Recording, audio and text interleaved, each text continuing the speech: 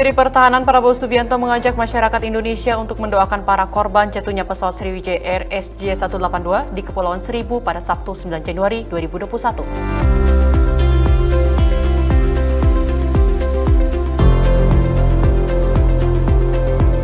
Hari ini 13 Januari, Presiden Joko Widodo menjadi orang pertama di Indonesia yang menerima suntikan vaksin COVID-19 yang dilakukan di Istana Negara, Jakarta.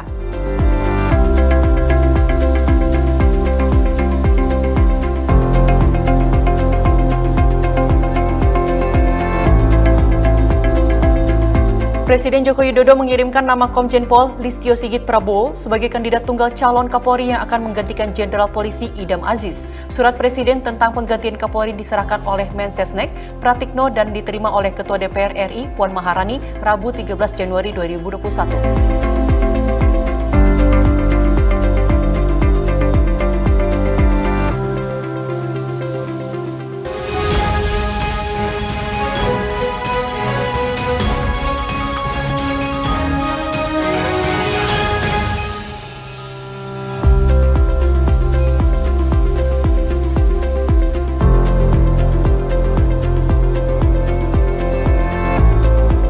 Selamat malam pemirsa, kembali lagi bersama saya Indira Saraswati dalam saluran 8 malam Dikde TV.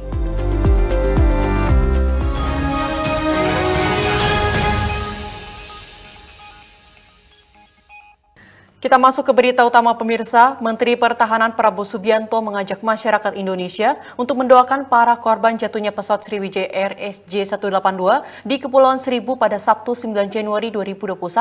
Prabowo berharap para korban mendapatkan tempat terbaik di sisi Tuhan Yang Maha Esa. Mana ketemu ya? Menteri Pertahanan Letnan Jenderal TNI Purnawirawan Prabowo Subianto menyampaikan pesan duka cita mendalam atas musibah jatuhnya pesawat Sriwijaya Air SJ182 di Kepulauan Seribu, Jakarta. Prabowo mengucapkan belasungkawa di akun media sosial Facebook. Dalam unggahan di media sosial, Ketua Umum Partai Gerindra Prabowo Subianto meminta kepada masyarakat luas agar dapat turut memberikan doa keselamatan kepada para petugas yang masih berupaya keras dalam pencarian pesawat dan korban. Tidak menunggu lama pasca unggahan di Facebook, para netizen juga berkumpul dan ikut mendoakan di kolom komentar milik Prabowo Subianto. Sebelumnya diberitakan, pesawat Sriwijaya Air SJ182 rute Jakarta-Pontianak dikabarkan hilang kontak di sekitar kawasan Kepulauan Seribu pada Sabtu 9 Januari. Tim Badan SAR Nasional turut melakukan pencarian dan peninjauan lokasi terakhir pesawat Sriwijaya Air sebelum hilang kontak pada pukul 14.40 waktu Indonesia bagian Barat. Wah, ini baju orang ini. Pemirsa, Wakil Ketua DPR RI Sufmi Dasko Ahmad juga menanggapi mengenai vaksin yang akan mulai disuntikan kepada masyarakat sudah melalui uji kelaikan di BPOM. Nantinya Presiden Joko Widodo pada tanggal 13 akan menjadi orang pertama yang mendapatkan suntikan vaksin.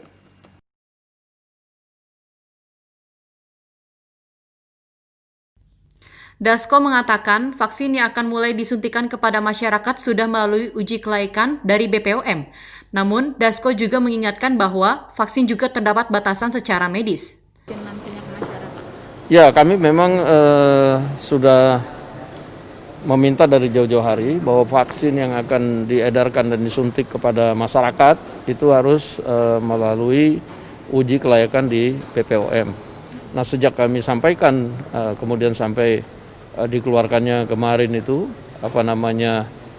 sertifikasi dari BPOM, saya pikir BPOM sudah melakukan uji kelayakan terhadap vaksin dan tanggal 13 insya Allah Pak Presiden akan perdana disuntik.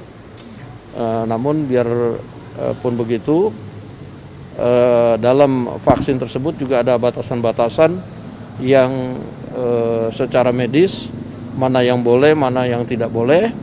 Nah, itu kita akan minta dipantau ke seluruh daerah untuk yang melakukan penyuntikan bahwa batas-batas atau parameter-parameter itu harus dipatuhi. Kan ada yang kemudian umur, penyakit bawaan yang boleh, nggak boleh, kan begitu. Nah, itu tetap harus diwaspadai. Dasko juga meminta kepada pemerintah agar tetap melakukan sosialisasi dan kehati-hatian sebelum melakukan vaksinasi kepada seluruh penerima vaksin di seluruh Indonesia. Ya, kita minta pemerintah lebih melakukan sosialisasi dan kehati-hatian. Bagi yang masih ragu, ia bisa kemudian mencermati terlebih dahulu sebelum kemudian ikut melakukan vaksinasi. Forestia Sartika, Dikde TV Jakarta. Pemirsa, Wakil Ketua DPR RI Sufmi Dasko Ahmad mengatakan pihaknya sudah meminta kepada pemerintah agar vaksin yang disuntikan harus ada sertifikasi dari BPOM. Beberapa nama dan tentunya Presiden punya pertimbangan sendiri dan kami di DPR akan. Wakil Ketua DPR RI meminta kepada pemerintah agar vaksin yang akan dikeluarkan agar menerapkan standar prosedur terkait siapa-siapa orang yang bisa menerima tersebut. Dasko juga mengatakan dalam vaksin ada batasan-batasan, oleh karenanya parameter tersebut harus dipatuhi dan diwaspadai. Bagi yang ragu bisa mencermati sebelum melakukan vaksinasi. Ya, kami memang sudah meminta dari jauh-jauh hari bahwa vaksin yang akan diedarkan dan disuntik kepada masyarakat itu harus melalui uji kelayakan di BPOM. Nah, sejak kami sampaikan kemudian sampai dikeluarkannya kemarin itu sertifikasi dari BPOM, saya pikir BPOM sudah melakukan uji kelayakan terhadap vaksin dan tanggal 13 insya Allah Pak Presiden akan perdana disuntik. Namun biar pun begitu dalam vaksin tersebut juga ada batasan-batasan yang secara medis mana yang boleh, mana yang tidak boleh. Nah, itu kita akan minta dipantau ke seluruh daerah untuk yang melakukan penyuntikan bahwa batas-batas atau parameter-parameter itu harus dipatuhi. Kan ada yang kemudian umur, penyakit bawaan yang boleh, nggak boleh, kan begitu. Nah, itu tetap harus diwaspadai. Demikian. Ada sebagian orang yang mungkin masih ragu terhadap Menteri Pariwisata dan Ekonomi Kreatif Sandiaga Salahuddin Uno mengatakan bahwa kawasan Labuan Bajo yang eksotis yang indah akan dijadikan sebagai kawasan pariwisata super prioritas.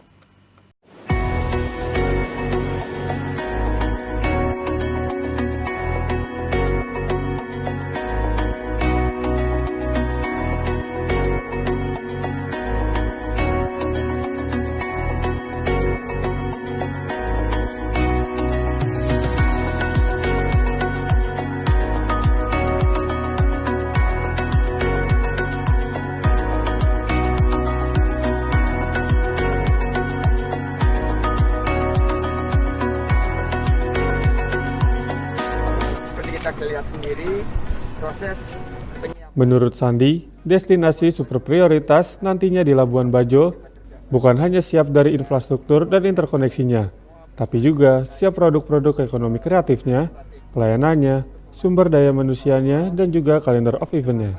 Selain itu, menurut Sandi, yang terpenting dari destinasi super prioritas adalah bisa menjaga protokol kesehatan dengan ketat dan disiplin.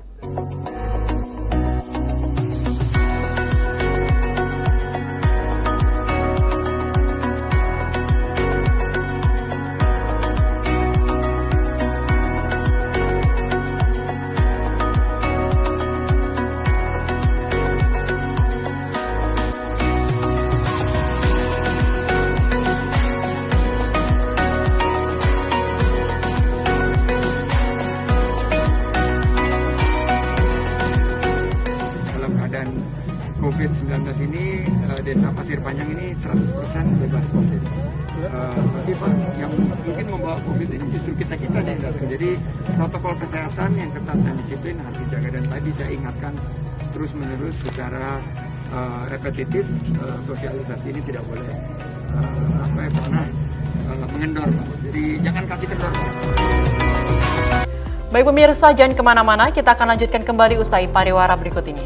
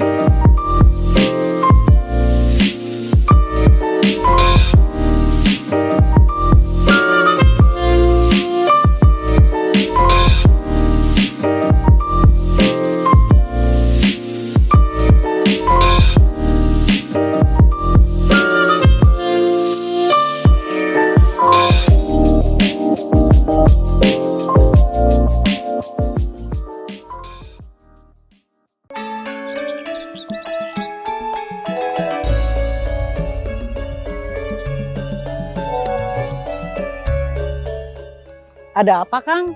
Eta HP dari tadi bunyi terus. Iya Kang Maman, ini kan si Iteng lagi di kota belanja buat warung. Uangnya kurang, sedangkan saya kan lagi di sawah, nggak ada ATM. Masa harus nyamperin dia ke kota? Jauh atuh. Oh, emangnya Akang belum tahu ya? Sekarang mah zaman udah maju, Kang. Kita bisa melakukan transfer uang cukup lewat WhatsApp. Gimana caranya? Udah buka simpanan Adil Makmur dari KGN belum? Manfaatnya apa gitu? Buka dulu atuh. Nanti kalau udah daftar, kita bisa melakukan transaksi seperti transfer uang, bayar air, beli token listrik, malah teh bisa top up GoPay sama OVO, Kang. Canggih atuh. Alhamdulillah udah ke transfer ke Iteng. Terima kasih simpanan Adil Makmur KGN.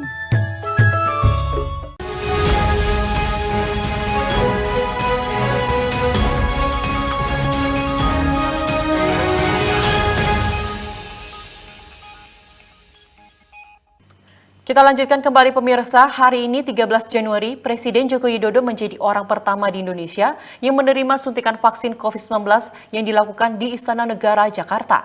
Vaksin yang disuntikan kepada Presiden Joko Widodo ini adalah vaksin Corona Sinovac. Namun tidak hanya Presiden, sejumlah tokoh dan perwakilan untuk masyarakat juga disuntik vaksin setelah Presiden.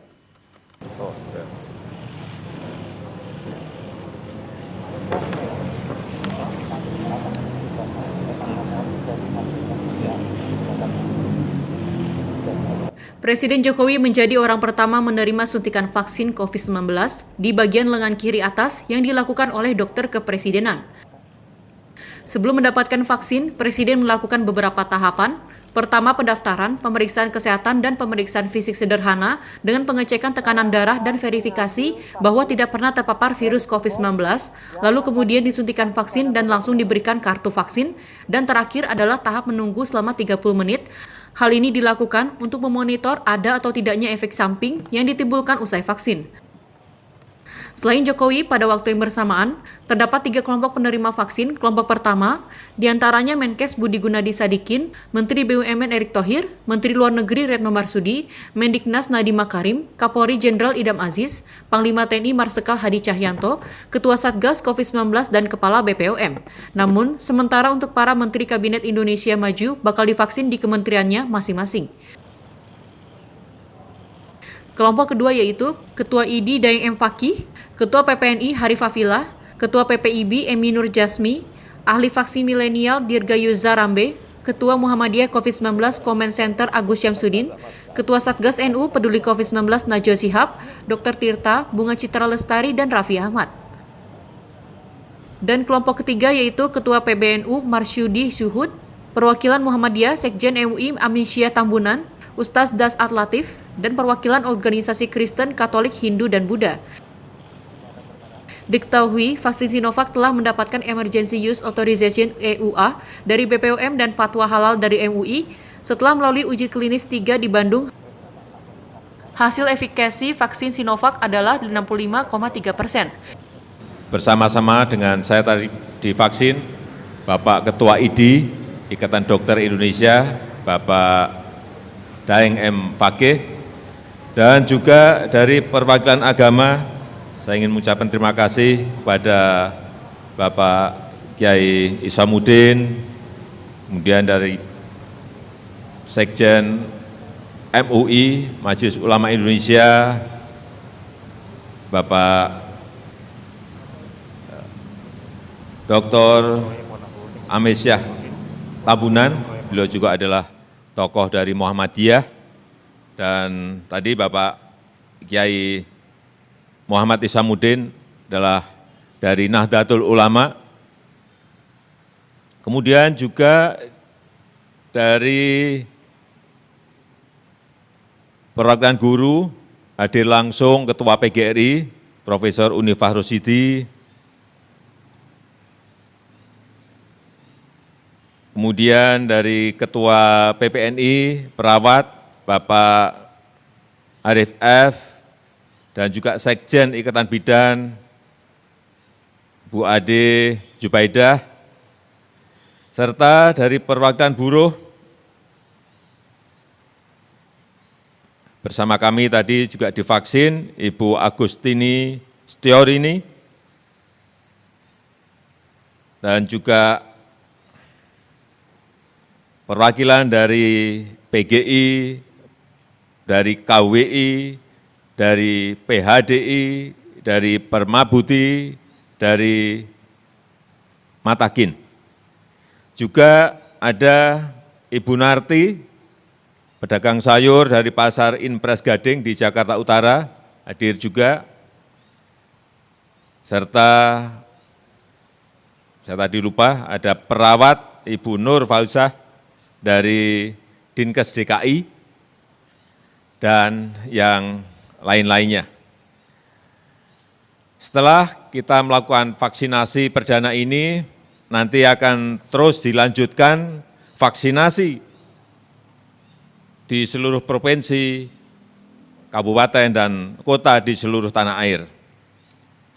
Vaksinasi perdana ini dilakukan setelah kita mendapatkan izin penggunaan darurat, emergency use authorization dari BPOM, dan juga telah keluarnya fatwa halal dari Majelis Ulama Indonesia. Kami mengucapkan terima kasih yang sebesar-besarnya. Vaksinasi COVID-19 ini penting kita lakukan untuk memutus rantai penularan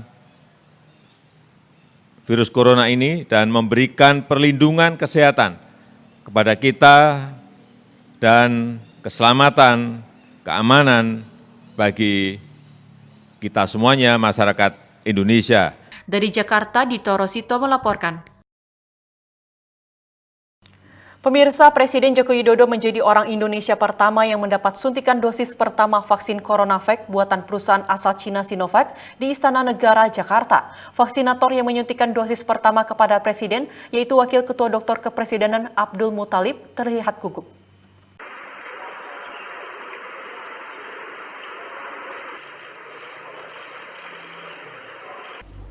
Gemetar, itulah yang dirasakan Wakil Ketua Dokter Kepresidenan Abdul Muthalib yang menjadi vaksinator untuk menyuntikkan vaksin COVID-19 pertama kepada Presiden Joko Widodo di teras Istana Merdeka, Jakarta pada 13 Januari pagi. Bagaimana tidak menyuntikkan vaksin dosis pertama di hari pertama vaksinasi COVID-19 secara nasional, di mana dia harus melakukannya kepada orang pertama di Indonesia. Namun, semua itu menurut Guru Besar Ilmu Penyakit dalam Fakultas Kedokteran Universitas Indonesia tersebut, akhirnya berlalu begitu saja. Apalagi sebelum vaksin disuntikan, Presiden Jokowi telah lebih dahulu melewati sejumlah tahapan pemeriksaan dan dinyatakan layak untuk menjalani vaksinasi. Dan setelah disuntik pun, Presiden tidak merasa sakit. Pada waktu menyuntikannya tidak masalah, tidak gemeteran lagi waktu menyuntikannya. Pertamanya saja agak gemeteran. Dan tadi juga berlangsung dengan baik, lancar, alhamdulillah. Tidak ada masalah. Baik, terima kasih. Bahkan tidak ada perdarahan sama sekali. Tidak ada ya. Bekas suntikannya. Vaksinasi tersebut menjadi momen bersejarah bagi Indonesia, sekaligus menjadi awal bagi bangsa Indonesia untuk memperoleh kekebalan komunal atau herd immunity. Selain Presiden, sejumlah para pejabat tinggi lainnya juga menerima vaksin COVID-19 yang dilakukan di Istana Merdeka, Jakarta. Seperti prosedur pun, jadi tidak ada perasaan apa-apa. Pemirsa, Kementerian Agama Rabu 13 Januari 2021 menyerahkan sertifikat halal CoronaVac atau vaksin COVID-19 produksi Sinovac kepada PT Bio Farma. Wakil Menteri Agama Zainud Tauhid Saadi menyatakan proses sertifikasi halal sudah dilakukan sesuai dengan regulasi yang diatur dalam Undang-Undang Nomor 33 Tahun 2014 tentang jaminan produk halal.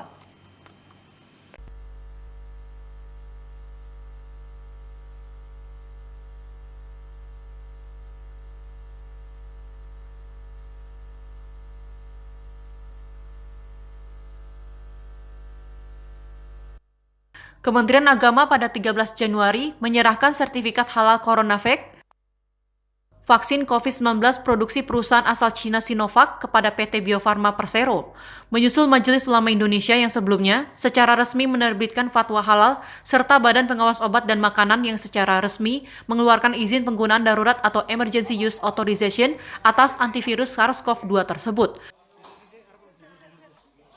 Wakil Menteri Agama Zainud Tauhid Saadi mengatakan, proses sertifikasi halal vaksin produksi Sinovac telah dilakukan sesuai regulasi yang diatur dalam Undang-Undang Nomor 33 Tahun 2014 tentang jaminan produk halal. Karena itu, masyarakat dimintanya tidak perlu ragu dengan status dan manfaatnya.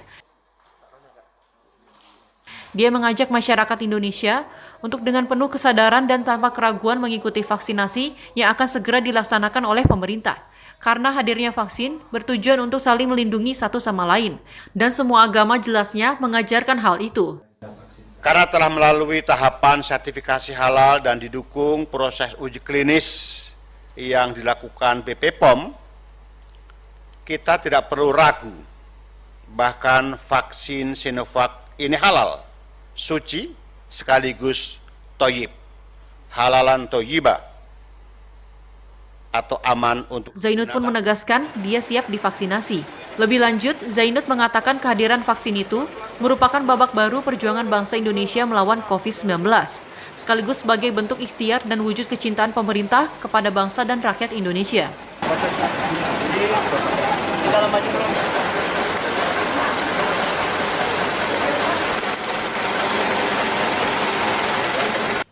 Kehadiran Majelis Ulama Indonesia atau MUI di Istana Negara Jakarta Rabu 13 Januari 2021 dan melihat langsung pelaksanaan vaksinasi COVID-19 terhadap Presiden Joko Widodo telah membuat pihaknya semakin yakin akan efektivitas dari vaksin tersebut. Bila kita laksanakan vaksinasi ini, Sekjen MUI Amir Syah Tambunan meminta kepada masyarakat agar tak lagi berdebat soal kehalalan vaksin COVID-19. Tak hanya itu, Amir Syah mengatakan, pembuktian Presiden Jokowi selaku pihak pertama yang melakukan vaksinasi COVID-19 diharapkannya mampu menumbuhkan rasa percaya seluruh masyarakat Indonesia mengikuti langkah vaksinasi. Dengan iman yang kuat, dengan merasa aman dari COVID-19 pasca divaksin, Amir Syah menegaskan masyarakat akan memiliki imunitas yang kuat. Lebih lanjut, Amir Syah juga mengimbau masyarakat untuk tetap menjalankan protokol kesehatan pencegahan COVID-19 sekalipun sudah melakukan vaksinasi. Salam sejahtera bagi kita semua. Pada hari ini, Bismillahirrahmanirrahim, saya mendapat kepercayaan untuk mengikuti vaksin perdana. Mudah-mudahan ini bagian dari ikhtiar. Banyak ikhtiar yang bisa kita lakukan, di antaranya salah satunya adalah vaksinasi. Dan yang kedua, menegakkan protokol kesehatan. Dengan iman, aman, insya Allah kita imun. Selanjutnya kita juga harus menegakkan protokol kesehatan lebih ketat lagi, yaitu pertama, kita sering menyebut dengan disiplin memakai masker, kemudian bercuci tangan, jaga jarak, olahraga, istirahat yang cukup, jangan panik, makan bergizi, kemudian doa dan tawakal. Itu yang saya sebut dengan 5 sehat tambah 1 6 sempurna. Dari Jakarta, Dedi Hidayat, Tikdaya TV melaporkan. Pemirsa, pemerintah melakukan vaksinasi COVID-19 untuk pertama kali. Presiden Joko Widodo sebagai orang pertama yang vaksinasi oleh tenaga medis. Selain Jokowi, ada beberapa orang yang divaksinasi bersamaan, salah satunya Ketua Umum Kamar Dagang Fan Industri atau Kadin, Rosan Ruslani. Pemerintah kali pertama melakukan vaksinasi COVID-19. Presiden Jokowi sendiri merupakan orang pertama yang menerima vaksin dari tim medis. Selain Jokowi, ada beberapa orang yang divaksinasi, mereka mewakili kalangannya masing-masing. Salah satunya yakni Ketua Kadin Rosan Ruslani. Rosan divaksinasi mewakili kalangan pengusaha. Usai divaksinasi, Rosan mengaku berterima kasih karena bisa mendapatkan kesempatan vaksinasi pertama kali.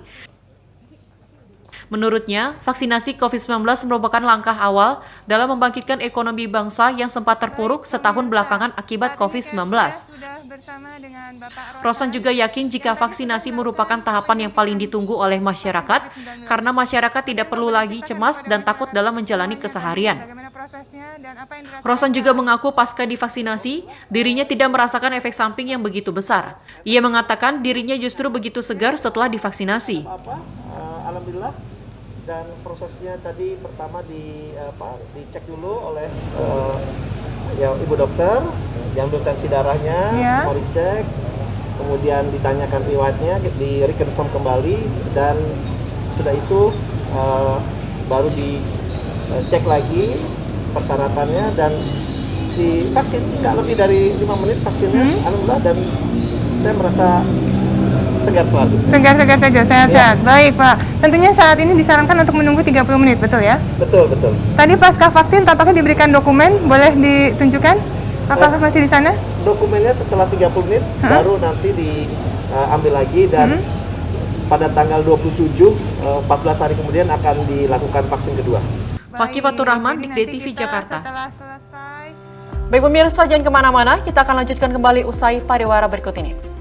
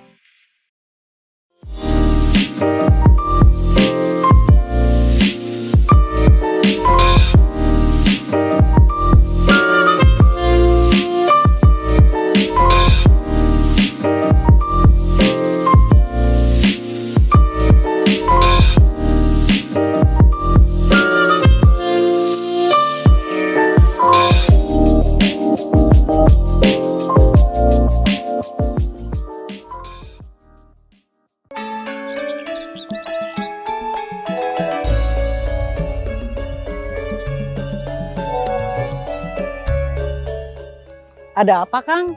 Eta HP dari tadi bunyi terus. Iya, Kang Maman. Ini kan si Iteng lagi di kota belanja buat warung. Uangnya kurang. Sedangkan saya kan lagi di sawah. Nggak ada ATM. Masa harus nyamperin dia ke kota? Jauh, atuh. Oh, emangnya Akang belum tahu ya? Sekarang mah zaman udah maju, Kang. Kita bisa melakukan transfer uang cukup lewat WhatsApp. Gimana caranya? Udah buka simpanan Adil Makmur dari KGN belum? Manfaatnya apa gitu? Buka dulu atuh. Nanti kalau udah daftar, kita bisa melakukan transaksi seperti transfer uang, bayar air, beli token listrik, malah teh bisa top up GoPay sama OVO, Kang. Canggih atuh, Alhamdulillah udah ke transfer ke Iteng. Terima kasih simpanan Adil Makmur KGN.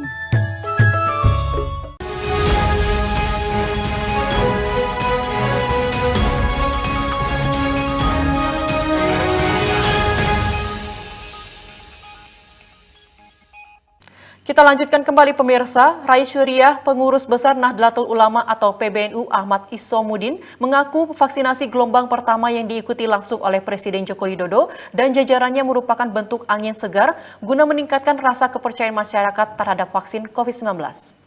Karena kali ini adalah dari PBNU. Rais Syuriah, Pengurus Besar Nahdlatul Ulama atau PBNU Ahmad Isomuddin mengatakan vaksinasi COVID-19 merupakan bentuk ikhtiar guna melindungi masyarakat dari wabah tersebut. Dari kacamata agama, Ahmad menuturkan vaksinasi COVID-19 bagi masyarakat Indonesia hukumnya adalah fardu ain. Oleh sebab itu, ia mengimbau kepada seluruh masyarakat Indonesia, terutama warga NU, untuk turut andil mengikuti program vaksinasi yang dilakukan oleh pemerintah Indonesia. Kita semua, seluruh rakyat Indonesia adalah merupakan ikhtiar, merupakan upaya untuk melindungi jiwa kita. Karena tujuan diturunkannya agama itu antara lain adalah hifdzun nafas, menjaga jiwa kita. Jangan sampai kita yang sehat tertimpa sakit dan jangan sampai yang sakit tidak sembuh. Oleh karena itu, vaksinasi sebagai sebuah upaya adalah merupakan fardu ain, merupakan kewajiban kita semua agar kita tercegah dari wabah yang sedang melanda dunia ini, yaitu serangan virus COVID-19 ini. Oleh karena itu saya menganjurkan khususnya kepada seluruh warga NU di seluruh Indonesia untuk mengikuti vaksinasi yang merupakan program dari pemerintah. Upaya vaksinasi ini mudah-mudahan akan efektif membantu kita semua keluar dari pandemi yang berdampak sangat luar biasa terhadap segala sisi kehidupan, termasuk di dalamnya ekonomi dan sebagainya. Dari Jakarta, Dedi Hidayat, Tikta TV melaporkan. Para ulama, banyak para kiai, bahkan para dokter, tenaga. Di hari sebelumnya, Majelis Ulama Indonesia Selasa 12 Januari 2021 secara resmi menetapkan fatwa halal untuk CoronaVac atau vaksin COVID-19 produksi perusahaan asal Cina Sinovac. Vaksin tersebut dinyatakan dapat digunakan oleh umat Islam karena hukumnya suci dan halal.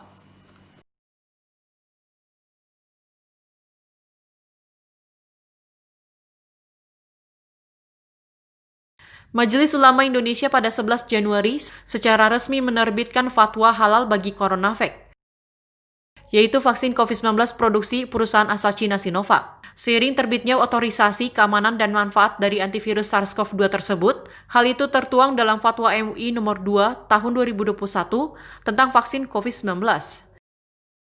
Di mana seperti diungkapkan Ketua MUI Bidang Fatwa dan Urusan Halal Asrorum Niam Soleh dalam konferensi pers virtual bersama Badan Pengawas Obat dan Makanan, sekaligus menegaskan hukum syariah vaksin produksi Sinovac tersebut suci dan halal.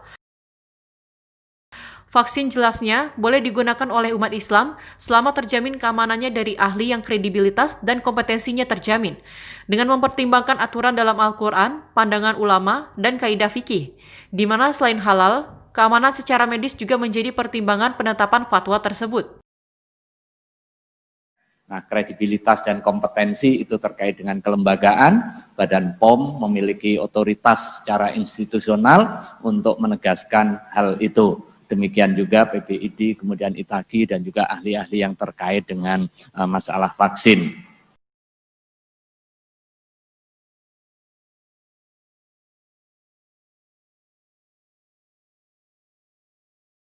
Sehari sebelumnya, BPOM telah secara resmi mengeluarkan Emergency Use Authorization atau izin penggunaan darurat vaksin COVID-19 produksi Sinovac. MUI pun dalam sidang Komisi Fatwa pada 8 Januari telah menyebut antivirus tersebut terdiri dari materi yang suci dan halal, walaupun saat itu belum menetapkan fatwa utuh untuk vaksin tersebut.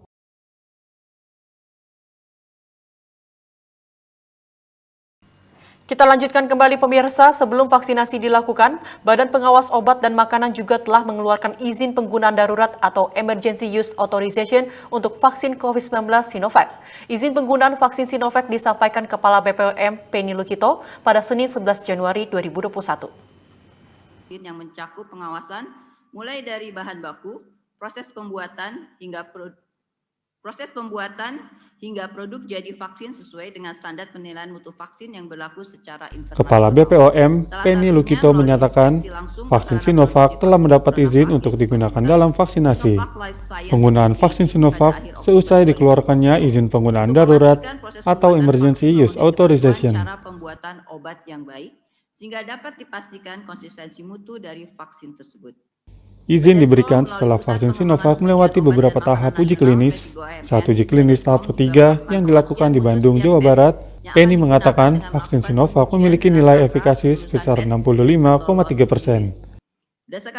Sedangkan WHO menetapkan untuk bisa melakukan vaksinasi, sebuah vaksin minimal harus memiliki efikasi sebesar 50%. Vaksin Sinovac sendiri telah diuji di beberapa negara, antara lain Turki dan Brazil. Di Brazil sendiri, efikasi vaksin Sinovac sebesar 78%, sedangkan di Turki, efikasi Sinovac sebesar 91,25%. Senin, tanggal 11 Januari 2021, Badan POM memberikan persetujuan penggunaan dalam kondisi Emergency Authorization untuk vaksin COVID-19 yang pertama kali kepada vaksin CoronaVac produksi Sinovac Biotech Incorporated yang bekerja sama dengan PT Bio Farma. Pengambilan keputusan didasarkan pada rekomendasi yang kami terima berupa hasil pembahasan dirumuskan dalam rapat pleno dari anggota Komite Nasional Penilai Obat, tim ahli dalam bidang imunologi, Indonesian Technical Advisory Group on Immunization atau ITAGI, dan ahli epidemiologi pada tanggal 10 Januari 2021. Fakih Fatur Rahman, Dikti TV melaporkan dari Jakarta. Dan diskusi yang komprehensif. Di sisi lain, Badan Pengawas Obat dan Makanan mengatakan efek samping yang ditimbulkan dari vaksin Sinovac bersifat ringan hingga sedang. Pernyataan terkait efek samping vaksin Sinovac disampaikan Kepala BPOM Penny Lukito pada Senin 11 Januari 2021. Dan Badan POM mengevaluasi setiap data yang diterima. Kepala BPOM Penny Lukito menyebutkan, efek samping pada vaksin COVID-19 Sinovac bersifat ringan hingga sedang. Persyaratan khasiat dan keamanan. Efek samping Sinovac dinilai tidak terlalu berbahaya jika harus disuntikan kepada masyarakat. Efek samping yang ditimbulkan dari vaksin Sinovac asal Tiongkok berupa nyeri, iritasi, serta pembekakan. Meski demikian, efek samping Sinovac dinyatakan tidak berbahaya dan dapat segera pulih kembali. Sinovac sendiri telah melalui beberapa tahapan uji klinis. Tahap uji klinis pertama dan kedua dilakukan di Tiongkok, sementara uji klinis ketiga dilaksanakan di beberapa negara yakni Turki, Brazil, dan Indonesia. Di Turki, Sinovac memperoleh nilai keampuhan atau efikasi paling tinggi, yakni sebesar 91,25%. Sedangkan di Brazil, efikasi Sinovac sebesar 78%. Sementara di Indonesia, efikasi Sinovac sebesar 65,3%.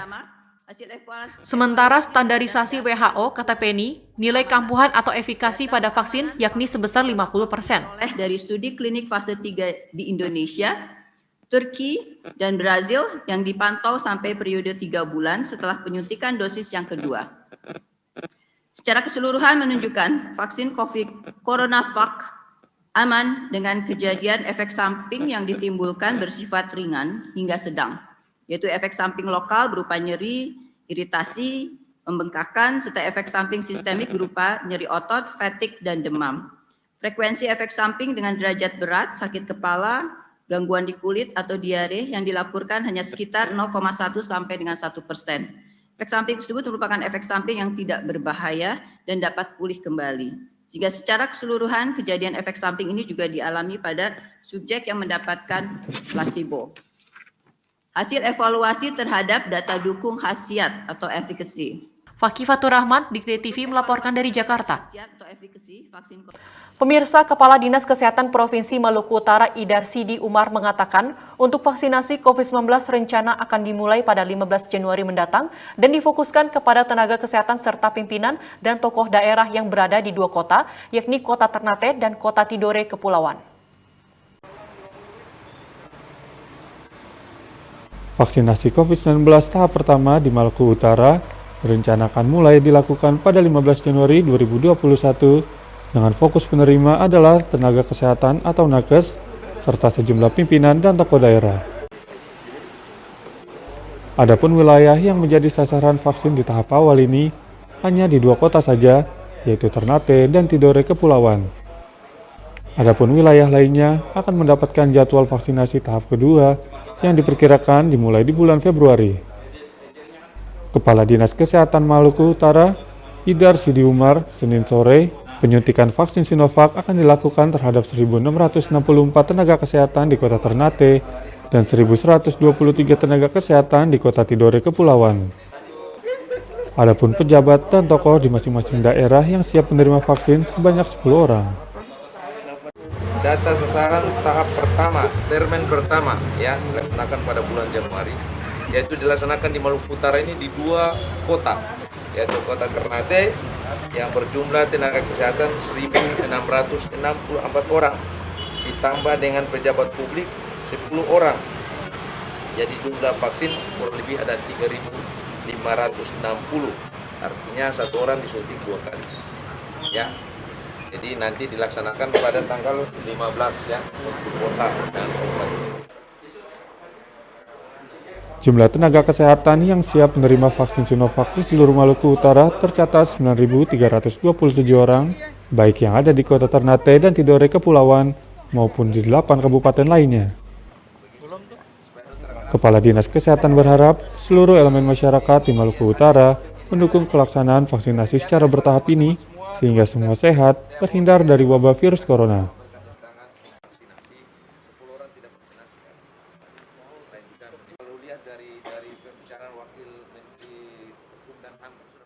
Pemirsa, Pemprov Riau akan mendistribusikan 20.000 vaksin COVID-19 Selasa 12 Januari 2021.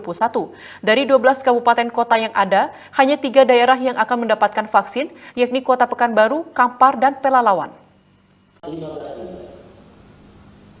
Sekarang kasus aktif nasional sudah di atas 100. Seluruh kepala daerah di Provinsi Riau mengikuti rapat sosialisasi pelaksanaan vaksinasi COVID-19 secara virtual pada Senin sore 11 Januari 2021 yang dipimpin oleh Menteri Kesehatan Budi Gunadi Sadikin.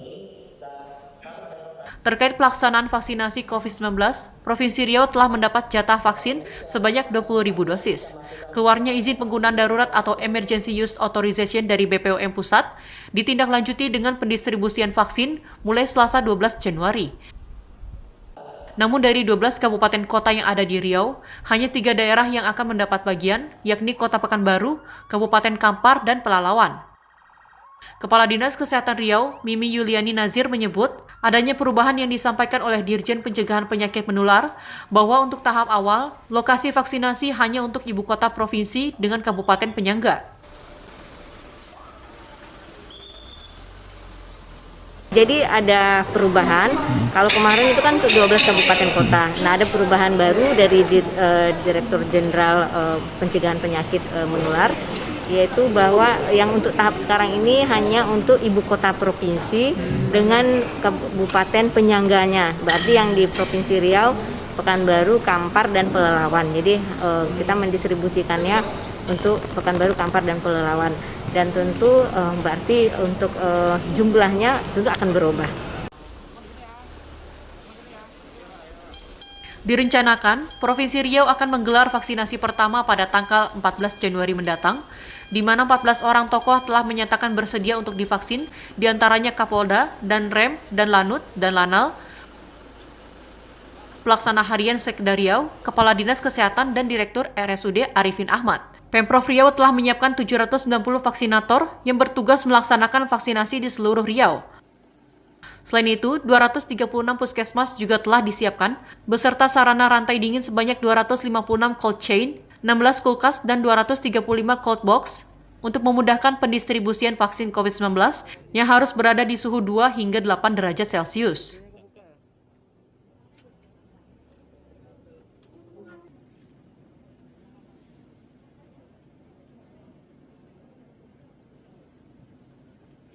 Pemirsa, pemerintah daerah istimewa Yogyakarta tidak akan memberi sanksi bagi warga yang tidak mau divaksin COVID-19. Pemda daerah istimewa Yogyakarta lebih memilih mengutamakan kesadaran masyarakat akan pentingnya vaksin dengan menggandeng tokoh masyarakat sebagai panutan. Dilaporkan kendaraan vaksin memasuki gudang penyimpanan di Tompean, Yogyakarta. Pemerintah daerah istimewa Yogyakarta lebih mengutamakan kesadaran masyarakat untuk melakukan vaksinasi COVID-19 daripada memberikan sanksi. Cara yang akan ditempuh lebih pada sosialisasi dan ajakan dengan melibatkan para tokoh masyarakat.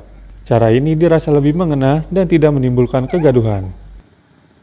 Hal ini disampaikan Kepala Dinas Kesehatan Daerah Istimewa Yogyakarta, Pembajuan Setianing Astuti, saat jumpa pers secara virtual Senin 11 Januari. Untuk vaksinasi tahap pertama, Daerah Istimewa Yogyakarta mendapatkan jatah 26.800 vaksin.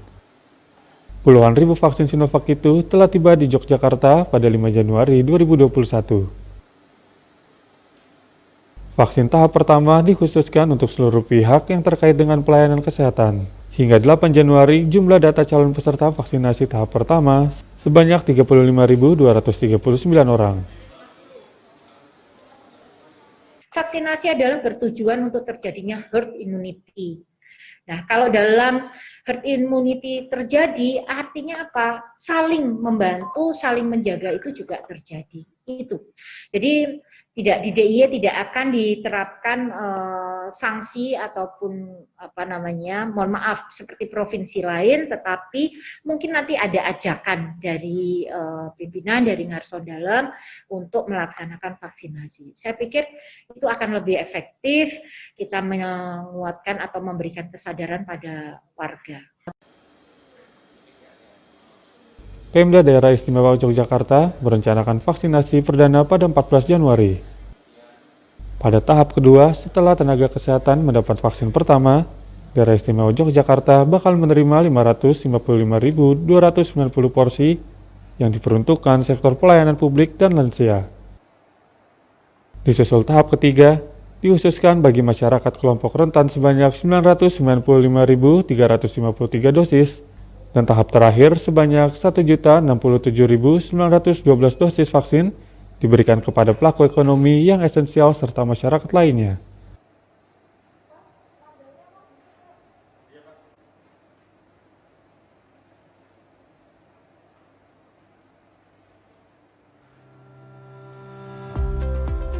Baik pemirsa, jangan kemana-mana, kita akan lanjutkan kembali usai pariwara berikut ini.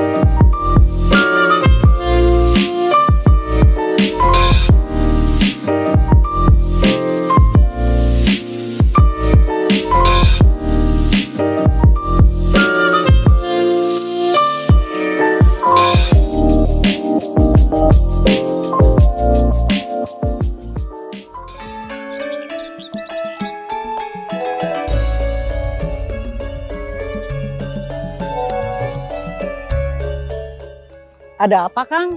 Eta HP dari tadi bunyi terus. Iya, Kang Maman. Ini kan si Iteng lagi di kota belanja buat warung. Uangnya kurang. Sedangkan saya kan lagi di sawah. Nggak ada ATM. Masa harus nyamperin dia ke kota? Jauh, atuh. Oh, emangnya Akang belum tahu ya? Sekarang mah zaman udah maju, Kang. Kita bisa melakukan transfer uang cukup lewat WhatsApp. Gimana caranya? Udah buka simpanan Adil Makmur dari KGN belum? Manfaatnya apa gitu? Buka dulu atuh. Nanti kalau udah daftar, kita bisa melakukan transaksi seperti transfer uang, bayar air, beli token listrik, malah teh bisa top up GoPay sama OPPO, Kang. Canggih atuh, Alhamdulillah udah ke transfer ke Iteng. Terima kasih simpanan Adil Makmur KGN.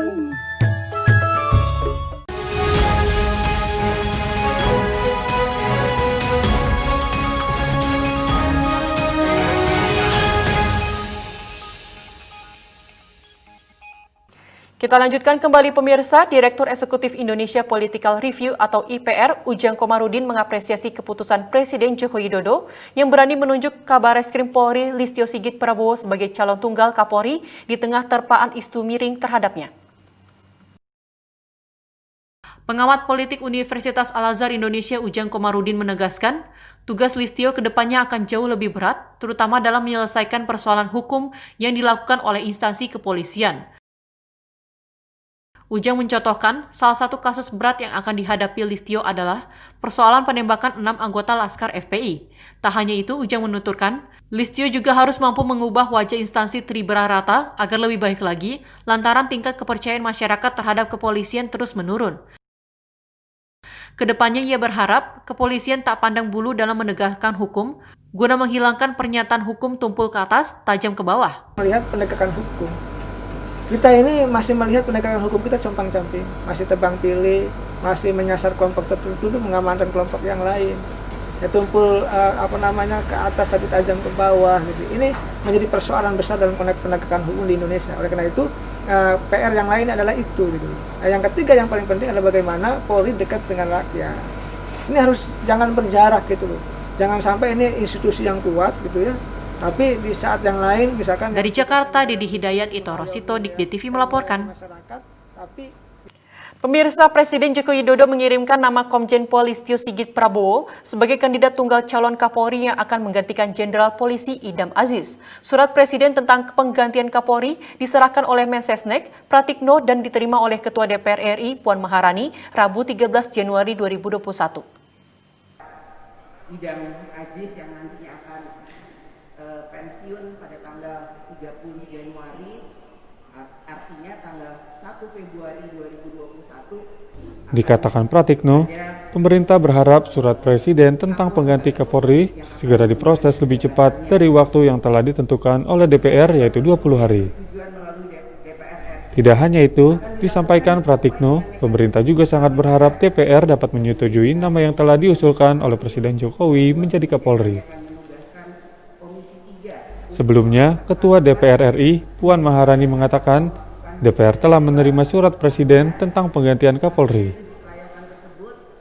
Dikatakan Puan, surat tersebut akan segera diproses sesuai dengan proses perundang-undangan dan mekanisme yang berlaku, didahului dengan mekanisme Rapim atau Bamus. Kemudian DPR akan menugaskan Komisi 3 untuk melaksanakan uji kelayakan atau fit and proper test. Selanjutnya, hasil dari uji kelayakan akan dibawa ke rapat paripurna untuk mendapatkan persetujuan Dewan. Puan menjelaskan, proses penggantian Kapolri akan ditempuh oleh DPR selama 20 hari, terhitung sejak surat Presiden diterima DPR, yaitu hari ini, Rabu 13 Januari 2021. Terima kasih Ibu Ketua DPR dan Bapak-Bapak Wakil Ketua DPR yang saya hormati. Jadi seperti yang tadi disampaikan oleh Ibu Ketua DPR, saya diperintah oleh Bapak Presiden untuk menyampaikan surat Presiden mengenai pencalonan calon Kapolri untuk periode ke depan.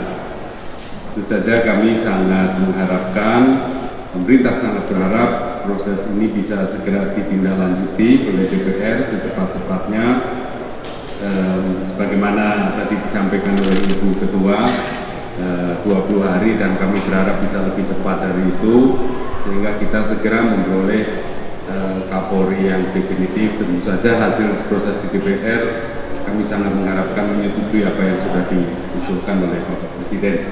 Saya kira itu yang bisa kami sampaikan. Tentu saja harapan mengenai tugas Kapolri ke depan tadi sudah secara lengkap disampaikan oleh Ibu Ketua. Saya kira itu, Bapak Ibu sekalian, terima kasih. Dari Jakarta, Ahmad Vicky Purba, Dikte TV melaporkan. Kita lanjutkan kembali pemirsa, pada masa pemberlakuan hari pertama penerapan pembatasan kegiatan masyarakat di Kota Denpasar, Bali, petugas gabungan menggelar razia di pintu masuk Kota Denpasar. Kasus penyebaran virus COVID-19 di Kota Denpasar saat ini semakin meningkat.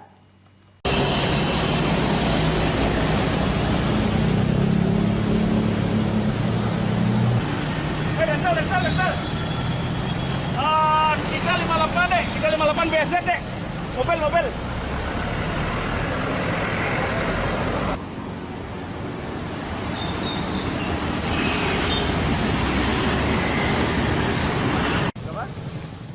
Meningkatnya angka penularan COVID-19 di Kota Denpasar yang mencapai jumlah 106 kasus per hari membuat pemerintah setempat memperketat pintu masuk menuju Kota Denpasar. Hal ini dijalankan melalui pemberlakuan pembatasan kegiatan masyarakat atau PPKM yang merupakan sinergi Pemkot Denpasar, jajaran TNI, Polri, dan Satpol PP. Hari pertama PPKM di lokasi Simpang 3 Umar Anyar, Denpasar, petugas gabungan melakukan razia pada kendaraan roda 2 dan roda 4. Sejumlah pelanggar protokol kesehatan masih ditemukan, seperti masyarakat yang tidak menggunakan masker.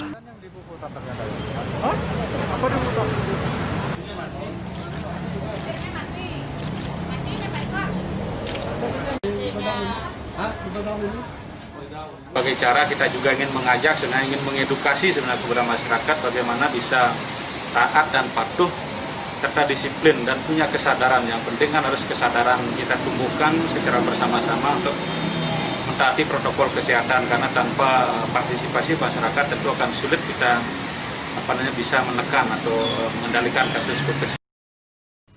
Berdasarkan surat edaran Gubernur Sulawesi Tenggara, Pemprov setempat memastikan menunda proses belajar mengajar secara tatap muka langsung di sekolah di seluruh kabupaten kota di Sulawesi Tenggara. Penundaan proses belajar secara tatap muka dilakukan untuk mencegah klaster baru penyebaran COVID-19 di lingkungan pendidikan.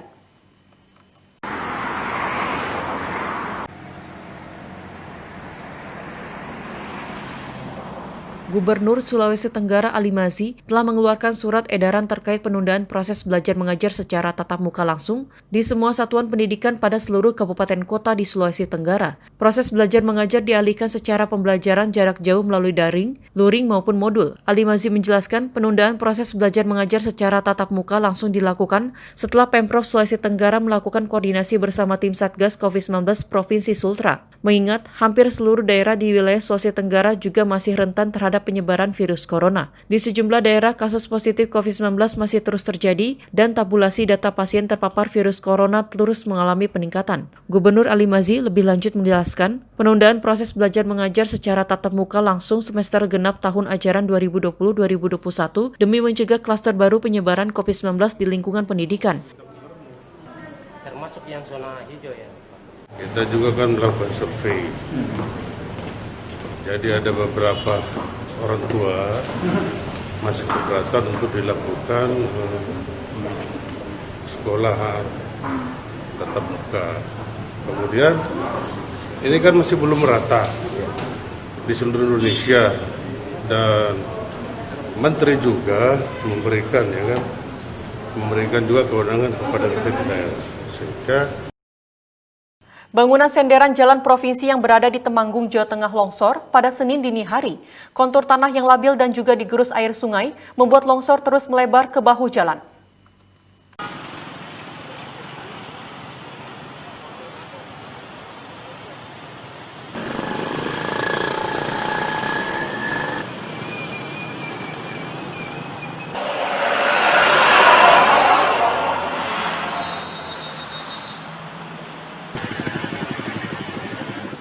Hujan lebat yang terjadi pada Minggu malam lalu menyebabkan konstruksi penahan atau senderan jalan provinsi longsor. Ruas jalan di Desa Menayu, Kecamatan Bulu, Kabupaten Temanggung, Jawa Tengah memiliki kontur tanah yang labil digerus aliran sungai, sehingga senderan jalan provinsi amblas dan runtuh sedalam 15 meter dengan garis panjang sekitar 20 meter. Kepala Bidang Lalu Lintas dan Perparkiran Dinas Perhubungan Temanggung, Mamang Mardiaka, mengatakan, longsor yang terjadi pada Senin dini hari kemarin mengancam jalur padat di jalan provinsi. Agar tidak semakin melebar, pihaknya sudah berkoordinasi dengan Dinas Pekerjaan Umum Provinsi untuk segera membangun dan memperbaiki senderan di jalan provinsi ini. Paling parah karena hujan dari kemarin siang sampai dengan tadi malam. Untuk dampaknya sendiri gimana, Pak? Baik pemirsa, berita tadi sekaligus mengakhiri jumpa kita pada malam hari ini. Saya Indira Saraswati dan seluruh kru yang bertugas pamit undur diri. Terima kasih dan sampai jumpa.